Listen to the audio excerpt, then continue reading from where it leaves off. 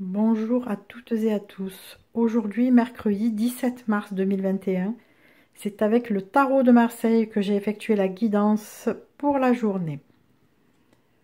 Les deux premières lames représenteront l'état d'esprit dans lequel on se trouve aujourd'hui.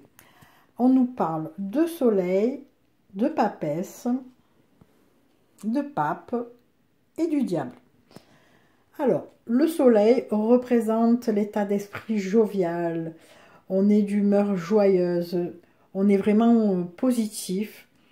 Et en face, on a la papesse. La papesse, c'est une personne qui est dans la connaissance. Alors peut-être que l'on va apprendre quelque chose aujourd'hui, connaître quelque chose et qui va nous mettre dans cet état solaire. On nous dit également que quelqu'un est là pour nous appuyer avec le pape.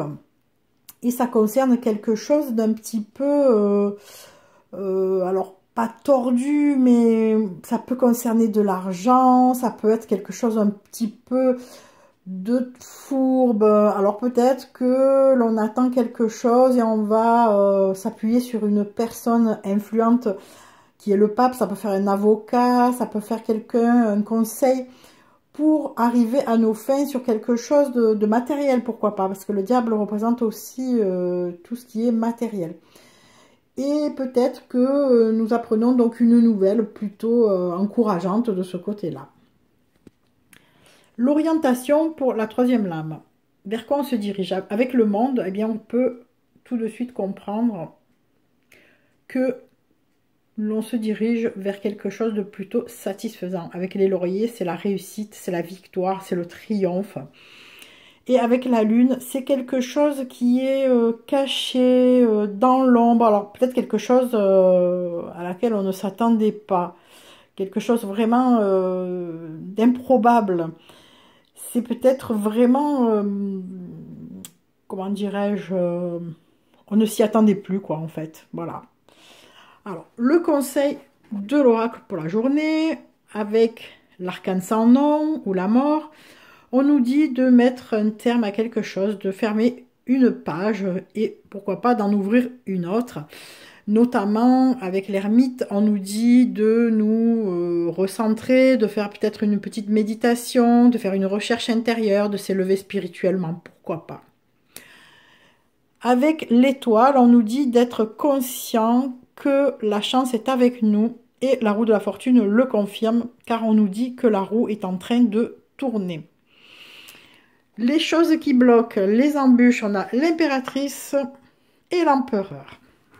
Alors, l'impératrice peut faire office d'une personne qui est très influente, autoritaire. Ça peut faire la mère, ça peut faire la tante, ça peut faire... voilà, c'est dans le domaine souvent de l'autorité et souvent dans le cercle familial. Donc ça peut faire le père et la mère, puisqu'on a l'empereur et l'impératrice. Ça peut faire un couple hyper autoritaire et qui n'a pas sa langue dans sa poche, des personnes qui se sentent sûres d'elles, qui sont influentes et quelquefois qui ont la parole un petit peu vexante, qui peuvent avoir des paroles déplacées. La finalité, on a la maison Dieu, donc qui est souvent une carte que l'on considère comme étant négative, parce qu'il y a comme une foudre qui tombe sur cette tour, mais ça peut aussi vouloir dire qu'il y a une situation qui arrive de façon inopinée, quelque chose à laquelle on ne s'attendait pas, une rupture, ça peut faire la fin d'un cycle, on met un terme à quelque chose, on tire un trait, ça peut être de notre volonté, hein. On peut aussi avoir quelque chose comme ça que l'on subit, mais ce n'est pas forcé que ce soit négatif. Car en dessous, on a le chariot, et le chariot est une carte très très positive. Ça veut dire que l'on va vers de nouveaux cieux, que l'on se dirige vers quelque chose de beaucoup mieux. Donc, ça confirme qu'une situation s'arrête. C'est fini, on ne s'y attendait pas, c'est vraiment de façon brutale. Et pour se diriger ailleurs avec le chariot. Donc j'espère que cette guidance vous aura guidé, parlé et que, ma foi, ça vous aura aussi réconforté.